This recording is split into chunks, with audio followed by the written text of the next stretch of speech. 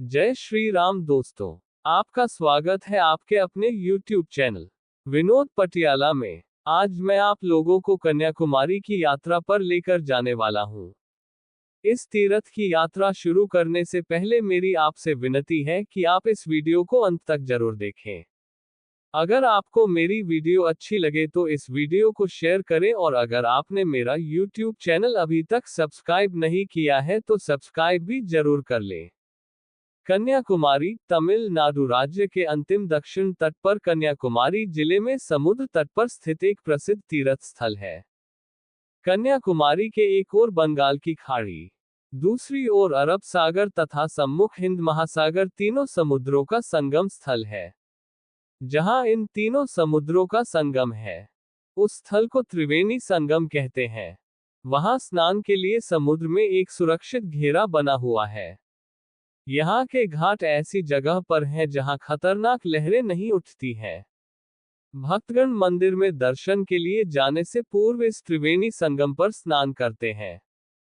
श्री कन्याकुमारी देवी कुमारी अम्मन मंदिर की वास्तुकला द्रविड़ शैली की है। इस मंदिर के चारों ओर 10 फीट से भी ऊंची चारदीवारी है। भक्तगण मंदिर के उत्तरी द्वार से मंदिर में प्रवेश करते हैं। इस द्वार पर एक छोटा सा भव्य गोपुरम है। मंदिर गर्भगृह में देवी की अत्यंत सौम्य प्रतिमा विराजमान है। देवी कन्याकुमारी दाहिने हाथ में माला लिए हुए पूर्व दिशा में मुख करके खड़ी है और देवी का बायां हाथ जांघ से लगा हुआ है। देवी की नथ में जड़ा हीरा एक अनोखी जगमगाहट बिखेरता है। किंवदंती है कि बहुत पहले मंदिर का पूर्वी द्वार खुला होता था तो हीरे की चमक दूर समुद्र में जाते जहाजों पर से भी नजर आती थी, जिनसे नाविकों को किसी दूरस्थ प्रकाश स्तंभ का भ्रम होता था। इस भ्रम में दुर्घटना की आशंका रहती थी। इसी कारण पूर्वी द्वार बंद रखा जाने लगा। अब ये द्वार वर्ष में केवल 5 बार विशेष उत्सवों के अवसर पर ही खोला जाता है। मंदिर परिसर में एक मूल गंगा तीर्थम नामक कुआं भी है जिसका जल देवी के अभिषेक के लिए उपयोग किया जाता है। यात्री देवी कन्याकुमारी के दर्शन करने के बाद स्वामी विवेकानंद शिला स्मारक पर भी दर्शन के लिए जाते हैं। समुद्र में जहां घाट पर स्नान किया जाता है वहां से बाईं ओर लगभग 600 मीटर दूर सागर की लहरों के बीच 3 सागर के संगम पर 2 शिलाएं दिखाई पड़ती हैं। इनमें से एक शिला पर स्वामी विवेकानंद स्मारक स्थित है। यहाँ एक कक्ष में विवेकानंद जी की भव्य मूर्ति लगी हुई है।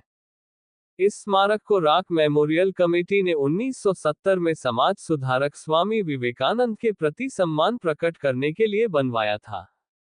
कहा जाता है कि स्वामी विवेकानंद जब कन्याकुमारी आए थे तब वह समुद्र में तैरकर इस शिला तक पहुंच गए थे। स्वामी विवेकानंद ने इस शिला पर 3 दिन निर्जल व्रत बैठ करके आध्यात्मिक चिंतन किया था। फिर नौक से उन्हें लाया गया था। तभी से इस शिला का नाम विवेकानंद शिला हो गया।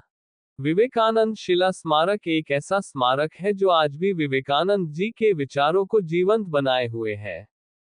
यहाँ एक कक्ष में विवेकानंद जी की विशाल प्रतिमा विद्यमान है। यहाँ एक मेडिटेशन हॉल भी है।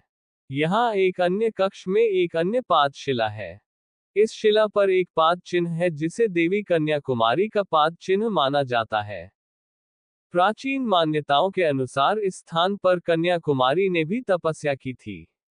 विवेकानंद शिला के निकट ही एक अन्य टापू पर महान तमिल कवि और लेखक तिरुवल्लुवर की प्रतिमा स्थित है जो कि पर्यटकों को सहज ही अपनी ओर आकर्षित करती है।